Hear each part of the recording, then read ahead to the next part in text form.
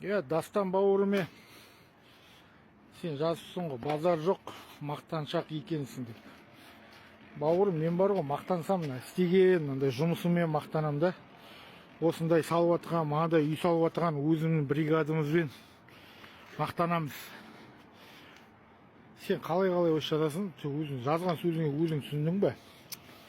Мына каменщиктердің бәрі ерігіп жүрген жоқ. Бәріміз де жұмыс істеп жатырмыз. Аллаға шүкір. Тапқан табысымызбен, істеген ісімізбен мақтанамыз. Сен сияқты бір диван үстінде жатып, қайдағы жоқ бір негатив жазып, еркек басымен мақтаншақ екенсің деп жазыпсың. Олай жазба, бауырым. Датау ішім кісіп жатыр ма? Кел, стройкаға көрейін, қалай жұмыс істейтініңді. Дәлелде. Мына жазған сөзіңе қарасам, қарапайым мына растворды да илей алмайсың, сен бар ғой. Так что ондай әңгіме жазба, мақтаншақ екенсің деп. Аллаға шүкір. Мен мақтанамыз, істеген ісімізбен мақтанамыз, біз бар ғой.